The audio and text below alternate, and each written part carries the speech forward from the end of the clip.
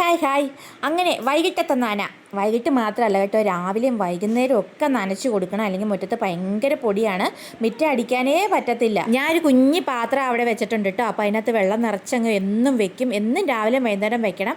ഈ കിളികളും പക്ഷികളും പൂച്ചയും കോഴിയും ഒക്കെ അതിനകത്ത് നിന്ന് വന്ന് വെള്ളം കുടിക്കും. കുറച്ചുകൂടെ വലിയ പാത്രം ഞാൻ നോക്കിയതാണ്, പക്ഷേ എനിക്ക് കിട്ടിയില്ല. എന്നാലും മണ്ണിൻ്റെ പാത്രമായിട്ട് മൺപാത്രമാണ്.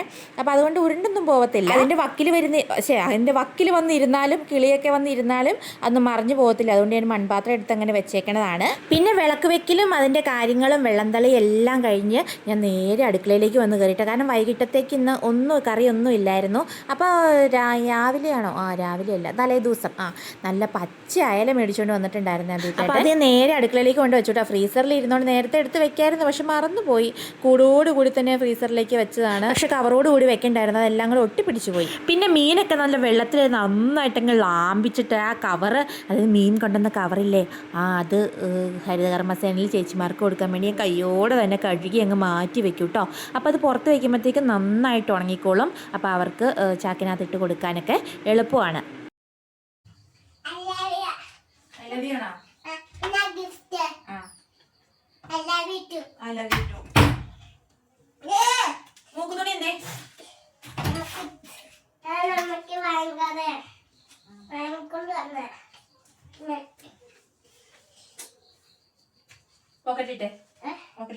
പോക്കറ്റിലോ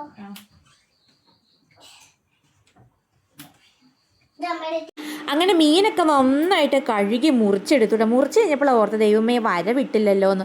പിന്നെ ഞാൻ ഓരോന്നെടുത്തത് മുറിച്ച് മീനെടുത്ത് കുരുകുരാന്നങ്ങ് വരവിട്ട് കൊടുത്തു കേട്ടോ. കുരുകുരാന്ന് വരവിട്ടാൽ പെട്ടെന്ന് മസാല പിടിക്കും. നമുക്കിങ്ങനെ പിച്ച് പറിച്ചെടുക്കുമ്പോഴേ കറക്റ്റ് അളവിന് കിട്ടുകയും ചെയ്യും. വരവൊക്കെ ഇട്ട് കഴിഞ്ഞാൽ നന്നായിട്ട് ഒന്നും കൂടെ ഒന്ന് കഴുകി എടുത്തിട്ടുണ്ടായിരുന്നേ. വരവിടുമ്പോൾ ഒരു ചോര വരുമല്ലോ, അപ്പോൾ അതൊക്കെ കഴുകി കളയാൻ വേണ്ടി നന്നായിട്ട് പിന്നെ അങ്ങ് കഴുകി.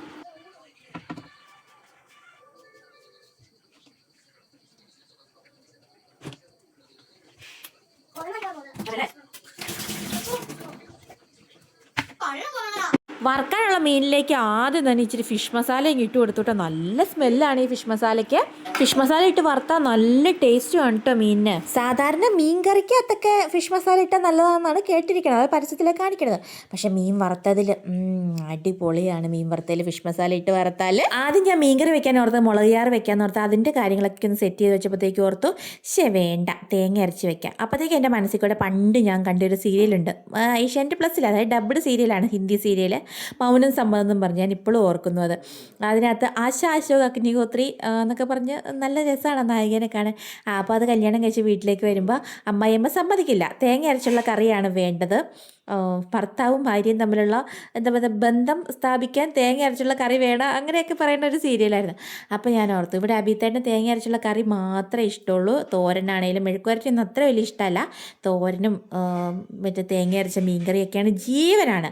അപ്പോൾ ഞാൻ ഓർത്തു ഇന്ന് തേങ്ങ അരച്ചുള്ള കറിയൊക്കെ വെച്ച് കൊടുക്കാമെന്ന്. എനിക്കാണെങ്കിൽ മുളക് ചാറ്, മെഴുക്കുവരട്ടി ഇതിൻ്റെയൊക്കെയാണ്. നേരെ ഓപ്പോസിറ്റ് ആൾക്കാരെ ഞങ്ങൾ. പണ്ട് കണ്ട സീരിയലിന് ഇപ്പം ഇവിടെ എന്താ പ്രസക്തി എന്ന് ചോദിച്ചാൽ ഒന്നുമില്ല, ചുമ്മാ ഇങ്ങനെ ഓർത്തപ്പോൾ പറഞ്ഞ ഈ തേങ്ങ അരച്ചുള്ള കറി, തേങ്ങയുടെ ഒക്കെ ഇങ്ങനെ ഓർത്തപ്പോൾ ഞാനിങ്ങനെ പെട്ടെന്ന് ഓർത്തു ആ സീരിയൽ എന്നാലും അടിപൊളി സീരിയൽ. ആ നായികനെ കാണാൻ വേണ്ടി മാത്രം സീരിയൽ കണ്ട ആളാണ് ഞാൻ, അത്രയ്ക്ക് അടിപൊളിയായിരുന്നു. ഹിന്ദി സീരിയലിൻ്റെ 7 അയലക്കത്ത് പോകാത്ത എൻ്റെ അമ്മേനെ വരെ ഞാൻ ആ സീരിയലിൻ്റെ ഫാനാക്കി കളഞ്ഞു. അത്രയ്ക്ക് സുന്ദരിയായിരുന്നു ആ നായിക.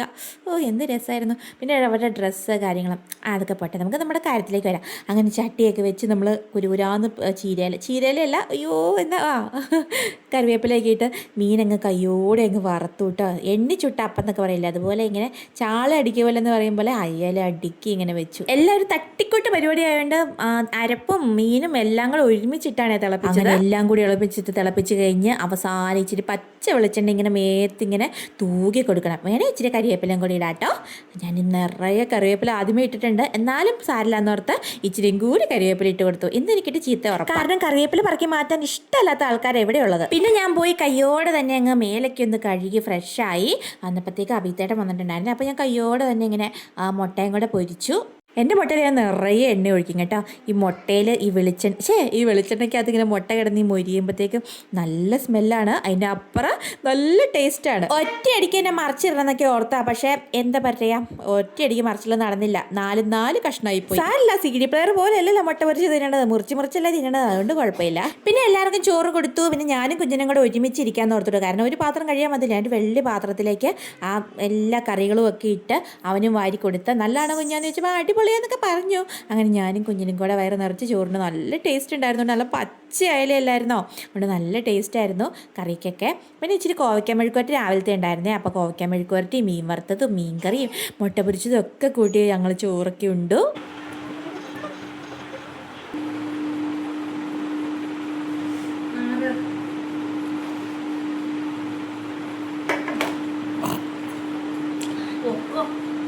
എന്നെ കുറ്റം പറഞ്ഞുകൊണ്ട് പോയതാണ് ഗൈസ്.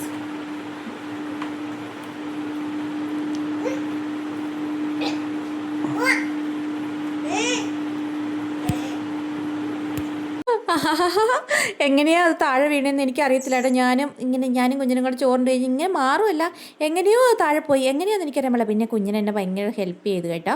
അവൻ ഇരുന്ന് തുടയ്ക്കുമായിരുന്നു. പിന്നെ ഞാനങ്ങ് അവൻ്റെ കയ്യിൽ നിന്ന് വാങ്ങിച്ച് ഞാനങ്ങ് എല്ലാം അടിച്ച് വാരി വൃത്തിയാക്കി തുടച്ചു. ഓരോരോ പണി വരുന്ന വരവേ അത് കയ്യോട് തന്നെ തുടച്ച് മാറ്റിയില്ലെങ്കിൽ നേരെ വെളുത്ത് ഭയങ്കര ഉറുമ്പായിരിക്കും. കാരണം മീനിൻ്റെയൊക്കെ ഉളുമ്പുള്ളതുകൊണ്ട് ഭയങ്കര സ്മെല്ലും ആയിരിക്കും. അപ്പോൾ കയ്യോട് തന്നെ എല്ലാം വൃത്തിയാക്കി കേട്ടോ. അപ്പോൾ ഇത്രയേ ഉള്ളൂ ഒരു കുഞ്ഞു വ്ളോഗ്. അപ്പോൾ ഇനി അടുത്ത വ്ളോഗിൽ കാണാം. Tata bye bye. Okay, see you. ഇഷ്ടപ്പെട്ടാൽ സബ്സ്ക്രൈബ് ചെയ്യാൻ മറക്കല്ലേ.